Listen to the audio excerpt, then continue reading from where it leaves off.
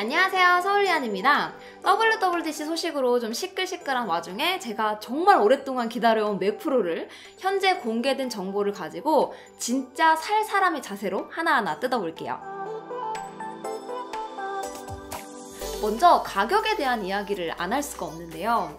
비싸죠. 6,000불이면 현재 2019 아이맥 고급형 가격이 미국에서 2,299불, 그리고 한국에서 295만원인데 이 비율대로 따르면 2019 맥 프로의 시작가는 770만원입니다. 비싸죠. 그런데 원래 비쌌어요, 맥 프로는. 사실 이걸 배틀그라운드 4K로 하려고 구입하는 사람은 없잖아요. 일반 소비자가 지불하는 금액으로 절대값은 분명히 높지만 솔직히 지금까지 맥 프로 라인업이 영화업계나 디자인 작업에서 해온 역할을 생각한다면 무조건 비싸다고 할 건 아닌 것 같습니다. 이 부분은 베이스 모델 스펙이 좀 구체화되면 그때까지 늦지 않을 것 같아요.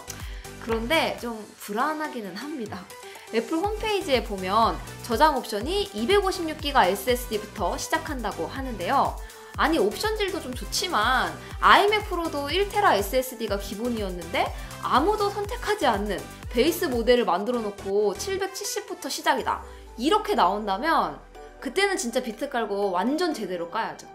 자, 그럼 본격적으로 스펙을 하나씩 보면서 무려 6년 만에 리뉴얼을 어떻게 했는지 평가해 볼게요. CPU는 제온 W 프로세서를 사용합니다. 최대 28코어. 와, 28코어. 인텔에서 가장 최근에 발표한 칩셋이기 때문에 성능 면에서 우려가 되지는 않는데 CPU에서 가장 걱정되는 점은 교체 가능 여부입니다.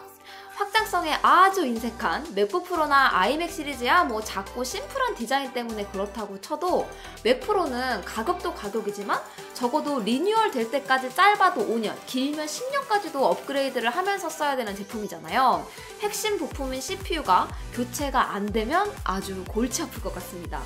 좀 불안한 이유가 키트와 액세서리 항목을 보면 CPU는 아예 키트가 없어요. 보통 업그레이드가 가능한 경우에 키트를 좀 제공하는데 이게 아예 안 된다는 건지 아니면 1세대라서 2세대가 나오면 그때부터 키트를 제공할지 이 부분이 관건일 것 같습니다.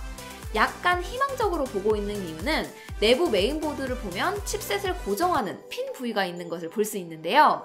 애플 성격에 교체 불가능한 파츠는 아예 막아버리는데 접근 가능하게 해둔 걸 보면 2세대부터 키트를 제공하겠다는 게 아닐까, 이 부분은 꼭 확인해보고 싶어요. 다행히 램과 그래픽카드는 좀 더 자유롭게 확장이 가능할 것으로 보입니다. 이전 맥 프로처럼 노출되어 있는 DDR4 슬롯이 그대로 보이고 6채널 지원이라고만 되어 있는데 아마 채널당 2개씩 12개 슬롯으로 최대 1.5테라를 지원한다고 하는 것 같아요. 그래픽카드도 따로 모듈 키트를 팔고 있는 걸 보면 드라이버 지원이 될 경우에 확장성은 걱정할 필요가 없어 보여요. 일단 PCIe 슬롯이 8개가 제공이 되는데요. 맥 프로 모듈 킷을 사용할 경우 그래픽카드 2개를 달아도 PCIe 슬롯 4개가 남습니다. 사실 저는 아마 모듈 킷을 추가할 생각은 없고 아예 라데온 7 듀얼 구성을 생각을 하고 있어요. 그렇게 되면 사용 가능한 슬롯은 더 늘어날 수 있어서 이전 2014년도 버전의 좀 가장 큰 단점이라고 생각했던 부족한 확장성은 타워형으로 바뀌면서 많이 해결이 됐습니다. 애플 공홈의 스토리지 부분을 보면 T2 칩 얘기가 굉장히 많아요. 이게 더 불안하게 만드는데 애플에서 공인한 저장 매체에 설치되지 않은 OS는 구동하지 않겠다는 내용이 있습니다. 이게 OS가 맥 프로에서 설치되고 설정 완료된 SSD를 인식을 한다는 건지 아니면 애초에 하드웨어부터 애플 인증된 것만 인식한다는 건지 SSD 가격 책정이야 너무 뻔한데 이게 보안을 이유로 추가 업그레이드가 안 된다고 하면 앞으로 점점 싸지는 SSD 가격을 생각하면 진짜 너무 아쉬운 부분이에요. 아니지? 후면에 USB-A 2개, 썬더볼트 3 2개, 그리고 케이스 상단에 썬더볼트 3 2개로 총 4개의 썬더볼트 단자가 있습니다. 대역폭 확보를 최우선으로 해야 하는 레이드 스토리지에 따로 썬더볼트 단자를 배정을 한다고 해도 뭐 4개면 썬더볼트 독을 활용해서 충분하다고 보여집니다. 이 부분은 좀 걱정되는 부분인데요.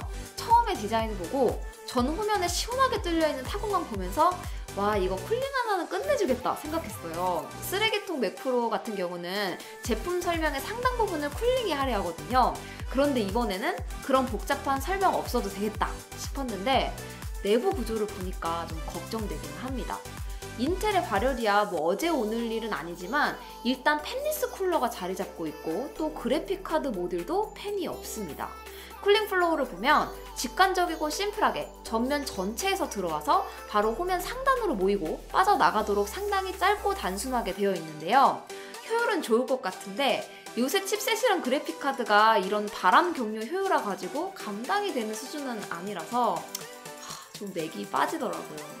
아이맥 프로가 쿨링이 잘 되기는 하지만 맥북 프로나 아이맥을 보면 결국 겨우 베이스 클럭에 맞춰서 돌아가게 되거든요.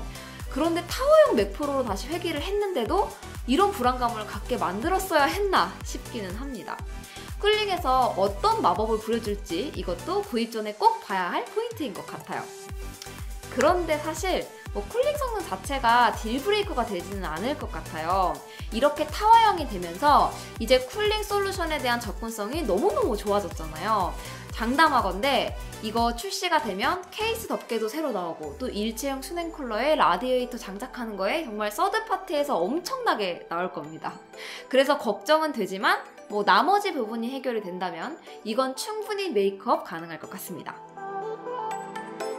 진짜 사실 분들이라면 결국 오늘 공개된 정보로는 아직은 기다려야 한다는 결론입니다. 오늘 새로운 맥 프로의 컨셉과 방향성에 대해서는 이해할 수 있었지만 실제로 큰 비용을 지불하면서 향후 5년, 10년까지도 사용할 제품이라면 아직은 확인해야 할 게 더 많은 상황이에요. 저는 진짜 리뉴얼 되는 해에 진짜 딱 사고 싶다고 늘 생각했었는데 막상 공개가 되니까 와, 진짜 이 돈을 주고 사야 되나? 하는 생각이 들더라고요. 걱정되는 부분들 업데이트 되는 소식 보면서 필요할 때 영상으로 한 번 더 공유하도록 할게요. 궁금한 점 많이 남겨주시고요. 그럼 저는 다음 소식으로 돌아오도록 하겠습니다. 다음 영상에서 또 만나요. 안녕히 계세요.